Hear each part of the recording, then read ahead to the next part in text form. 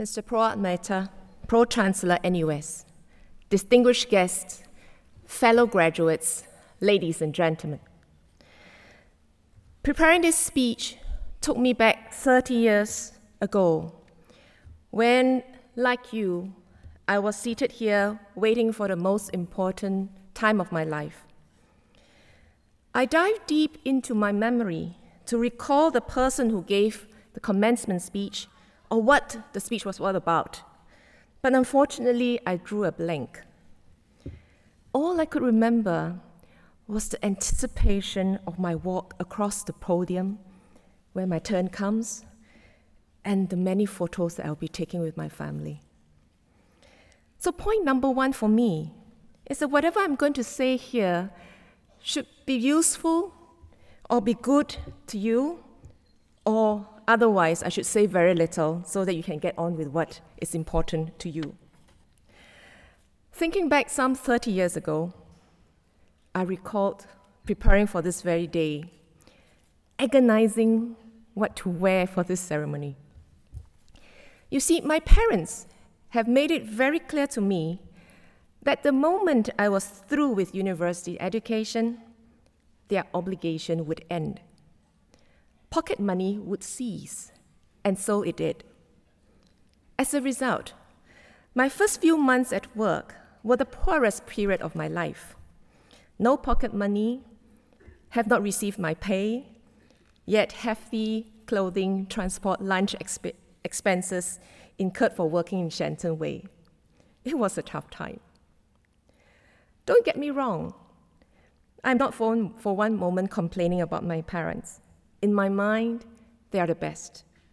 And they were the proudest parents sitting in the auditorium, like so many of you in the audience. Not graduates themselves, being able to witness the graduation ceremony of their child was the climax of their parenthood journey. The culmination of years of tiresome parenting, at times filled with anguish, worry, and frustration. When the name of their child was called, and the next few short minutes when their child marched across the stage, they were the proudest parents, and that few short moments made their hard work as parents worthwhile. On reflection, those moments encapsulated the hope that my parents had for me and the relentless support that they have given me, and they ought to be thanked. And I'll do so to the parents seated here today. Dear parents, you have worked hard to provide for your child, devoted much attention to their upbringing, and supported them through many critical moments in their lives. Congratulations to you. Your obligation is finally over, and you can stop giving pocket money and start asking for allowance instead. I'm taking the liberty of speaking on behalf of your children, in case they get distracted by their photo taking later on. I would like to express their gratitude on their behalf by saying a very big thank you to you for what you have done for them. Can I invite the graduates to give your parents a big round of applause?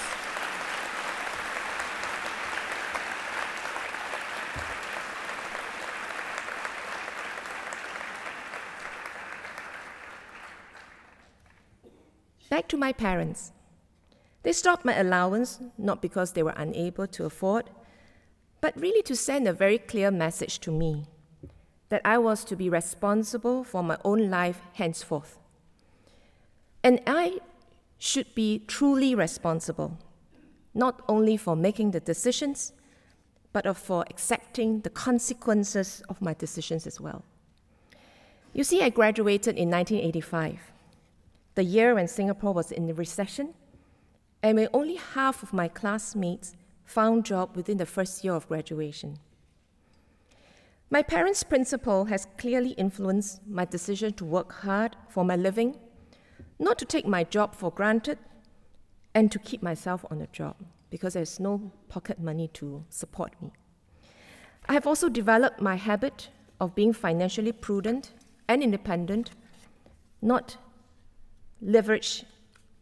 being leveraged for maximum financial freedom.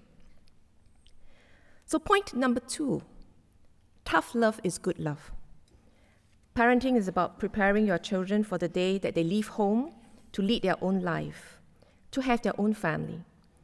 And the better you prepare them for that eventual day, the more ready they will be. Back to the fateful day 30 years ago, seated amongst my peers, we were eager to embark on our next phase in life. We were feeling both excited and frankly a little lost. It's like you have been cycling on a clearly marked cycling track for some 20 years and suddenly the path ahead of you disappeared and you have to decipher your own direction. Up until then, life had a clear path marked for most of us. Study hard, do well in PSLE, O-levels, A-levels or polys, get admitted to university and graduate with a degree and so on. The path thereafter is less clear. What defines success? What is the next critical exam that we have to pass? How will we be judged? What are our key performance indicators in life?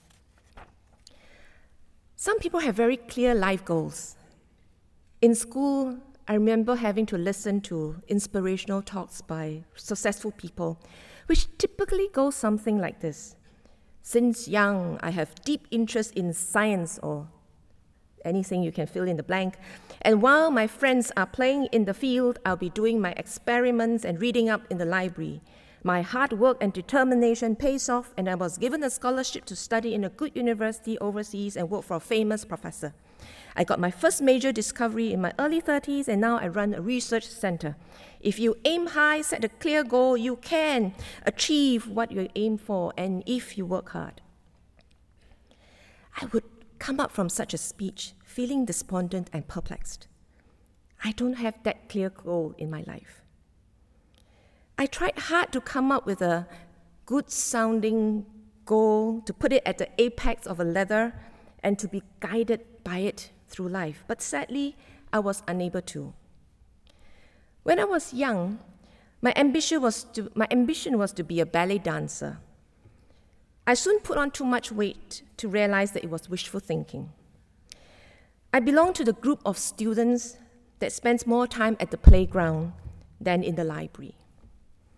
I chose to study at the School of Accountancy because it offered the most job opportunities. Having completed my studies, I realized I did not like auditing. So I chose, is that the same here? So I chose a job as an internal auditor in a bank because it offered me half a step out of auditing and half a step into banking. After my MBA, I took up a business development position, traveling across the globe, looking for business deals. I had married by then and had 2 children. One day, when my second child was about 1 year old, I had to leave home for a few days for one of my usual business trips. And after I returned, he was walking when he wasn't before I left. So I realized that I have missed my son's first steps and regretted deeply. I decided to make a change and opted for a job at PSA. Then a statutory board with a pay cut, but a more regular job. 10 years later, I was appointed the CEO of the Southeast Asia region, which included Singapore, our largest port in the world, Thailand, Brunei, and Japan. In 2006, I made a career change and joined public service.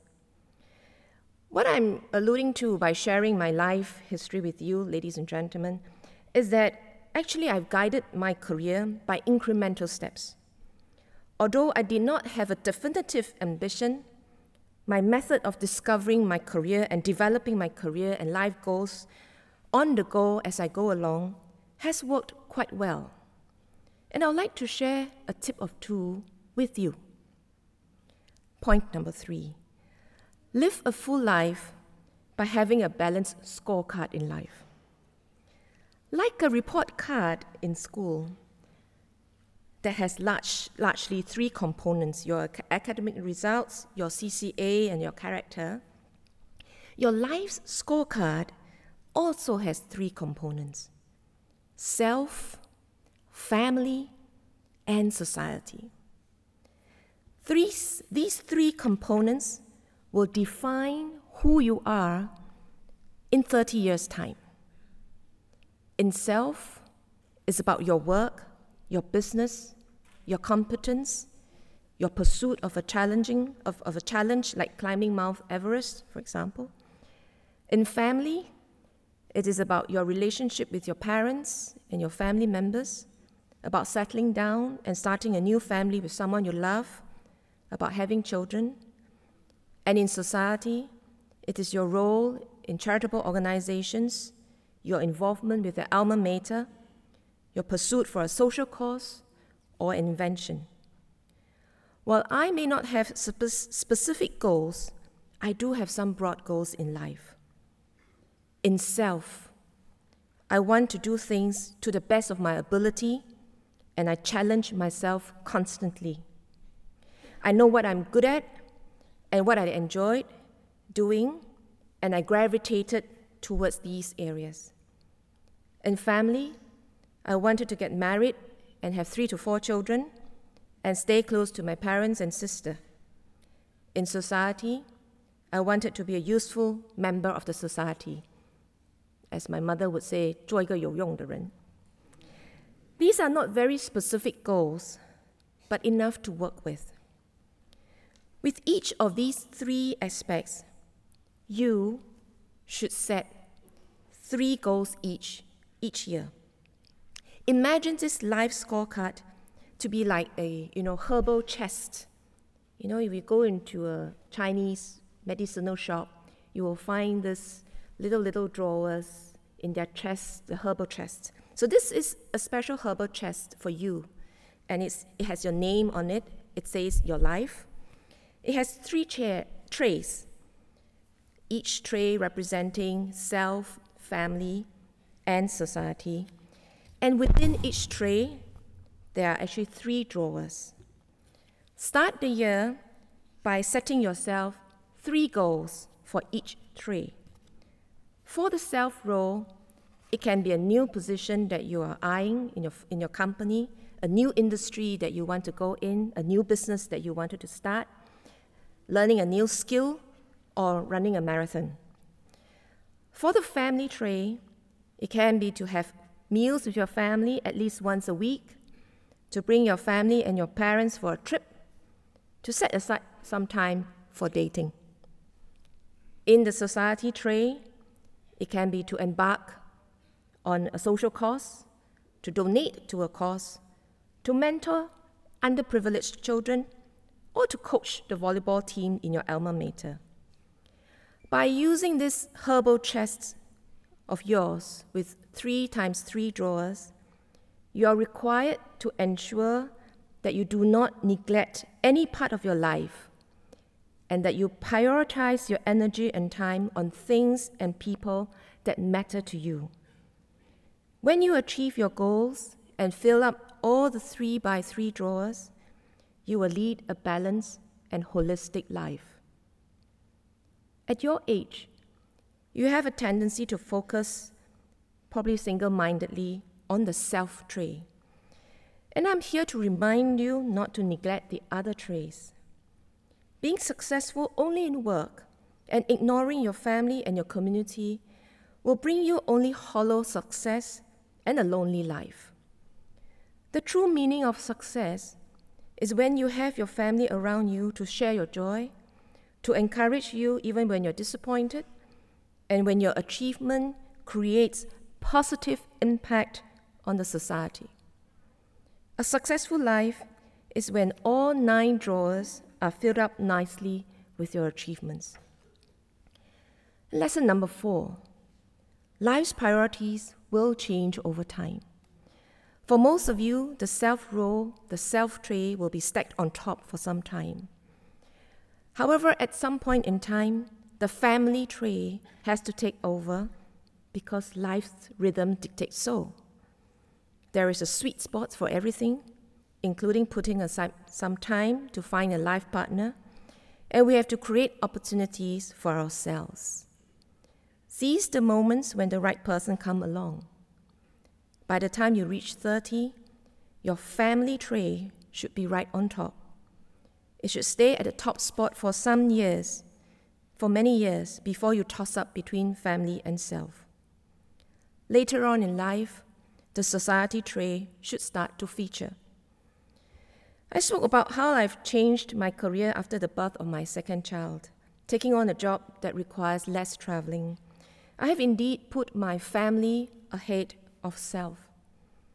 And recently, I achieved my own personal goal of completing a half marathon when I turned 50. And for family, I fulfilled my promise of bringing my parents for a tour of Uzbekistan. They are 80 years old, and they enjoyed traveling with their grown-up children. By keeping an eye on all three important aspects of life, you can earn good grades for your next important report card, your life's scorecard.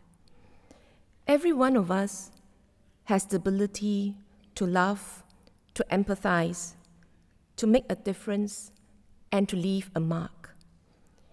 There is a Chinese saying that goes, we can live our life that is as heavy as a mountain or as light as a feather. From now on, your choices will decide how much you fill up your life's drawers. Make yours one that is meaningful, impactful, and as heavy as a mountain. And I'll end with some borrowed words. It's your place in the world. Go on and do all you can with it and make it a meaningful life. Congratulations to all our graduates and award winners. Thank you.